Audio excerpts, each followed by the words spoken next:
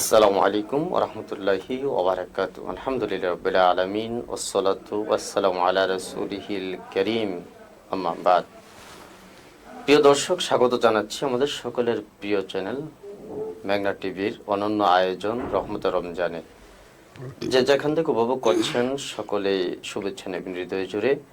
তো আমরা প্রতিদিনের মতো আজও আমরা বিষয়ভিত্তিক আলোচনা করব, ঠিক তারই ধারাবাহিকতায় আমরা যে বিষয়টি নিয়ে আজকে কথা শুনবো সেটি হচ্ছে রমাদানুল মুবারকের এই সময়ে যেহেতু রমাদানে কোরআন নাজিল হয়েছে, ঠিক এই কোরআনে কারিমের সূরা বাকারার 48 নাম্বার থেকে আমরা ইনশাআল্লাহ তাআলা কথা শুনবো।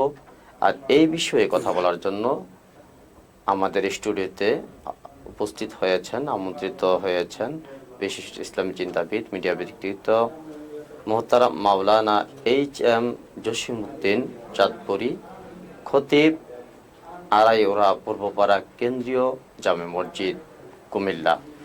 মহোদয়কে আমরা বরণ করে নিচ্ছি ইনশাআল্লাহ তাআলা। আসসালামু আলাইকুম ওয়া রাহমাতুল্লাহ। ওয়া আলাইকুম আসসালাম ওয়া রাহমাতুল্লাহি ওয়া বারাকাতুহু। জি, মোহতারাম এইচ.এম. জসিমউদ্দিন চাঁদপুরি মহোদয়, আপনি কেমন আছেন? জি আলহামদুলিল্লাহ, আপনি কেমন আছেন? আলহামদুলিল্লাহ, আমিও ভালো আছি। আল্লাহর দরবারে শুকরিয়া করছি, রাসূলের উপর দরুদ ও সালাম প্রেরণ করছি সাল্লাল্লাহু আলাইহি ওয়াসাল্লাম। আজ আপনার কাছ থেকে আমরা যেই বিষয়টি জানবো সেটি হচ্ছে শুধুমাত্র সূরা বাকারার 109 শুধু 48 নম্বর আয়াতের কথা শুনবো ইনশাআল্লাহ তাআলা। জি আলহামদুলিল্লাহ ওয়া কাফা ওয়া সালামুন আলা ইবাদিল্লাযিনা ইসতাফা, আম্মা বাদ। আল্লাহ রাব্বুল আলামিন পবিত্র কোরআনুল কারীমে অনেকগুলো তাকওয়াময় আয়াতের কথা বলেছেন। আমরা মনে করি রমজান মাস শুধুমাত্র তাকওয়ার মাস, কিন্তু সূরা বাকারার 48 নম্বর আয়াতে আল্লাহ তাআলা বলছেন ওয়াত্তাকু ইয়াওমাল লা তাজজি নাফসুন আন নাফসিন শাইআ ওয়া লা ইউকবালু মিনহা শাফাআহ ওয়া লা ইউখাযু মিনহা আদলুন ওয়া লা হুম ইনসারুন। এই আয়াতের মধ্যে আল্লাহ তাআলা বলছেন ওয়াত্তাকু, তোমরা ভয় করো, সেই দিনকে ভয় করো। এটা শুধু রমজান কেন্দ্রিক না। আমরা অনেকেই মনে করি শুধুমাত্র রমজান মাস হচ্ছে তাকওয়ার মাস, রমজান মাসে শুধুমাত্র আল্লাহকে ভয় করতে হবে। আসলে ব্যাপারটা এমন নয়। অন্য আয়াতে আল্লাহ তাআলা বলছেন ইন্না আকরামাকুম ইনদাল্লাহি আতকাকুম, আমার কাছে সবচেয়ে প্রিয় ব্যক্তি হচ্ছে ওই ব্যক্তি যিনি আমাকে সবসময় ভয় করে। এটা শুধু রমজান মাস না, জীবনের প্রত্যেকটি ক্ষেত্রে আমাকে আল্লাহকে ভয় করতে হবে। শুধু আমরা সিসি ক্যামেরা দেখলে অনেকে আমরা আল্লাহকে ভয় করি। আরে আমাকে এখন সিসি ক্যামেরা পর্যবেক্ষণ করতেছে, আমি যদি এখন ঘুষ খাই তাহলে তো আমি সিসি ক্যামেরা ধরা পড়বো, এজন্য আমি ঘুষ খাওয়া থেকে আমি বন্ধ থাকতেছি। কিন্তু আমার ভিতরে যদি আল্লাহর ভয় যদি কাজ করে, যে আমি যে অবস্থায় থাকি আমার আল্লাহ আমাকে দেখতেছে, মা ইয়ালফিজু মিন কাওলিন ইল্লা লাদাইহি রাকিবুন আতীদ, মানুষ এমন কোনো কাজ করে না যে কাজগুলো আল্লাহ তাআলা রেকর্ড করে না। সুতরাং এই আয়াতের মধ্যে আল্লাহ তাআলা যেটা বোঝাচ্ছেন ওয়াত্তাকু ইয়াওমাল লা তাজজি নাফসুন আন নাফসিন শাইআ ওয়া লা ইউকবালু মিনহা শাফাআ ওয়া লা ইউখাযু মিনহা আদলুন ওয়া লা হুম ইনসারুন। এই আয়াতের মধ্যে আল্লাহ তাআলা প্রথমে বলছেন তোমরা ভয় করো। ভয় করার পর কোন দিনকে ভয় করব? যে দিন হচ্ছে ইয়াউমাল লা তাজজি নাফসুন আন নাফসিন শাইআ, কোন নফসের কোনো উপকারে আসবে না, অর্থাৎ কোন মানুষ কোন মানুষের উপকারে আসবে না। এর মানে হচ্ছে আল্লাহ তাআলা আমাদেরকে স্মরণ করে দিচ্ছেন তোমরা ইলা ইয়াউমিল কিয়ামা, কিয়ামতের ময়দানকে ভয় করো, হাসরের ময়দানকে ভয় করো, পরকালকে ভয় করো, আল্লাহর কাছে তোমাদেরকে জবাবদিহিতা করতে হবে, সেই দিনকে তোমরা ভয় করো। কেন ভয় করবা? ইয়াউমাল লা তাজজি নাফসুন আন নাফসিন শাইআ, যেদিন কোনো মানুষ কোনো মানুষের কোনো উপকারে আসবে না।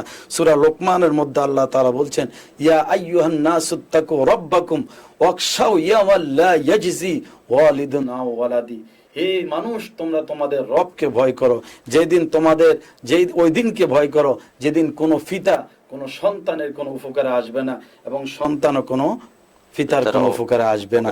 এই দিনকে বলতে আল্লাহ তাআলা ওই দিনকে বলছেন এটা হচ্ছে কি ইলা ইয়াউমিল কিয়ামা, অর্থাৎ ওই দিন ইচ্ছা করলে কোনো বাবার সন্তানের জন্য উপকার করতে পারবে না, আবার সন্তানও কোনো বাবার জন্য উপকার করতে পারবে না। অর্থাৎ আল্লাহ তাআলা ওই হাসর ময়দানে কঠিন বিভীষিকাময় সেই দিনটাকে ভয় করার জন্য বলেছেন। সুতরাং আমরা অনেকেই মনে করি শুধুমাত্র রমজান মাসে শুধু আল্লাহকে ভয় করার মাস না, শুধু রমজান মাস হচ্ছে একটা প্রশিক্ষণের মাস। এই মাসে আল্লাহকে বেশি ভয় করা যায়, এই মাসে তাকে অবলম্বন করার একটি উত্তম মাধ্যম। সুতরাং আমরা সর্বাবস্থায় আমরা আল্লাহকে ভয় করব। এই আয়াতে আল্লাহ তাআলা আরো যে আমাদেরকে মেসেজ দিয়েছেন, ওয়াত্তাকু ইয়াওমাল্লা তাজজি নাফসুন আন নাফসিন শাইআ, তোমরা ওই দিনকে ভয় করো যেই দিন কোনো মানুষের উপকারে আসবে না। আমরা যদি সূরা আবাসার দিকে তাকাই, সেখানে আল্লাহ তাআলা আরো খুব চমৎকার ভাবে বলছেন, ইয়াউমা ইয়াফিরুল মারউ মিন আখি ওয়া উম্মিহি ওয়া আবি ওয়া সাহিবাতিহি ওয়া বানি লিকুল্লি ইমরিইম মিনহুম ইয়াউমা ইদিন শাআনু ইউগনি।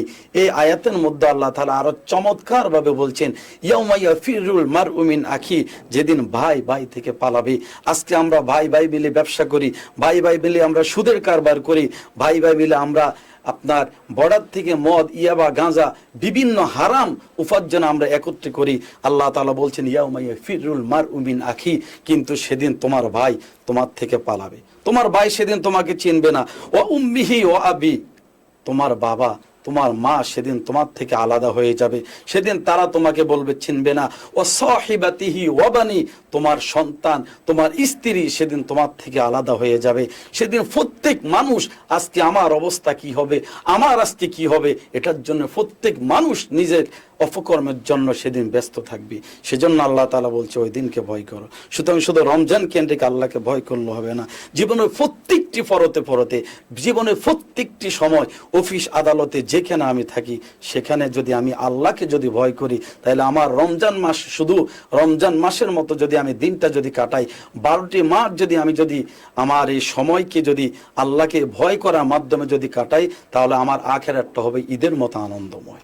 সেজন্য আল্লাহ তাআলা বলছেন, ওয়াত্তাকু ইয়াওমাল্লা তাজজি নাফসুন আন নাফসিন শাইআ ওয়ালা ইউকবালু মিনহা শাফাআ, যেদিন কোনো মানুষের জন্য সুপারিশ করবে না।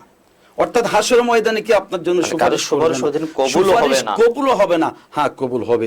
মান যাল্লাযী ইয়াশফাউ ইনদাহু ইল্লা বিইজনি, আল্লাহ তাআলা শুধুমাত্র কেবলমাত্র যাকে অনুমতি দিবেন, পারমিশন দিবেন, তিনি যদি যাকে অনুমতি দেন, তার সুপারিশ হয়তো কবুল হতে পারে।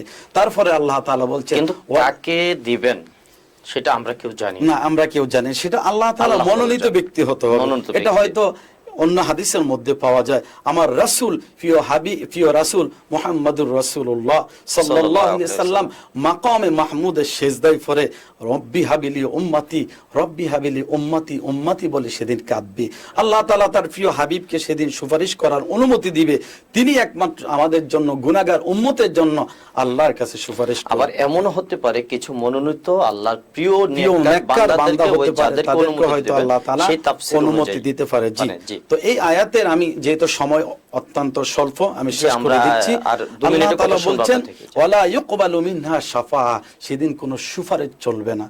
তারপরে আল্লাহ তাআলা বলছেন, ওয়ালা ইউকবালু মিনহা আদলু ওয়ালা হুম ইউনসারুন, সেদিন কোনো বিনিময় চলবে না।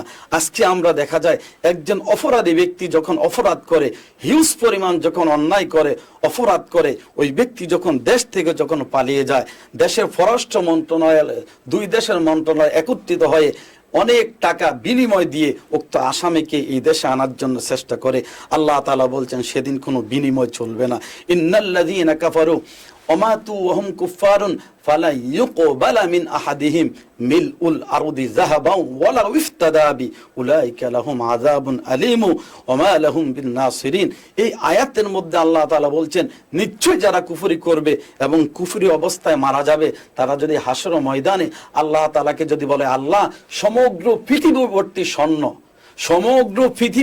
স্বর্ণ তোমাকে দিব, তার বিনিময়ে তুমি আমাকে জাহান্নামের আগুন থেকে বাঁচাও। আল্লাহ তাআলা বলছেন, না, সেদিন কোনো বিনিময় কবুল করব না। সমস্ত পৃথিবী ভর্তি যদি স্বর্ণ যদি তুমি আমাকে দাও, তোমার স্বর্ণ আমার দরকার নাই, তোমার কোনো বিনিময় আমি আজকে কবুল করব না, তোমাকে আজকে জাহান্নাম ছাড়া কোনো উপায় নাই। শেষের মধ্যে আল্লাহ তাআলা বলছেন, ওয়ালা হুম ইউনসারুন, সেদিন কেউ তোমাকে সাহায্য করবে না, কার জন্য আজকে আমি আপনি এত অপকর্ম করি, কার জন্য আজকে আমি আপনি হারাম কাজের মধ্যে নিযুক্ত হয়ে গিয়েছি, কার জন্য আমি এত টাকা দুর্নীতি করতেছি, কার জন্য আমি মানুষের সম্পদ আত্মসাৎ করতেছি, কার জন্য আমি এত কিছু করতেছি, কেউ তো আমার হাসর ময়দানে আমাকে কোনো সাহায্য করবে না। সেজন্য আজকে এই কুমিল্লা জনপ্রিয় মেঘনা টিভির মাধ্যমে আমি আজকে দেশ এবং প্রবাসী সবাইকে আমি বলবো, ভাই এই দুনিয়া একদিন ছিল, আমি ছিলাম না, এই দুনিয়া একদিন থাকবে, আমি থাকবো না। সুতরাং কার জন্য আমি আপনি এত অন্যায় এত অপরাধ করে আল্লাহ নাফরমানি করে অবৈধভাবে উপার্জন করে যে পরিবার পরিজনের মুখে হাসি ফোটানোর জন্য আমরা এত কিছু করতেছি, এই পরিবার কেউ আমার সাথে যাবে না, কেউ আমার জন্য কাঁদবে না।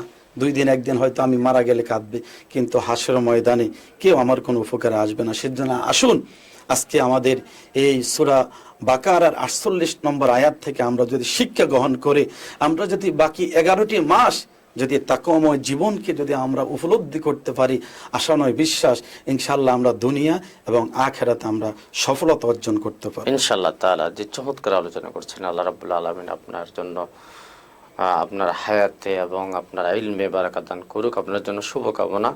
প্রিয় দর্শক, আমরা এতক্ষণ পর্যন্ত আলোচনা উপভোগ করছিলাম রহমতে রমজানের বিশেষ আয়োজন মেঘনা টিভির রহমতে রমজান, আর আলোচনা করছিলেন মোহতারাম মাওলানা HM জসিমউদ্দিন চাঁদপুরী। খুব চমৎকার ভাবে সূরাতুল বাকারার 48 নম্বর আয়াতে সে আলোচনা করছিলেন খুব চমৎকার ভাবে। আর এ থেকে আমরা যেন আল্লাহ রাব্বুল আলামিন যেন আমাদেরকে তৌফিক দান করেন, যেন এই আয়াতের আলোকে এবং তৎপ্রাসঙ্গিক যে কথা হয়েছে সব কথা থেকে আমরা আমল করতে পারি, সেই তৌফিক কামনা করে আপনাদের সকলের মঙ্গল কামনা করে আজ এখানে শেষ করছি। অন্য কোনো পর্বের আমন্ত্রণ জানিয়ে আসসালামু আলাইকুম ওয়া রাহমাতুল্লাহি ওয়া বারাকাতুহু।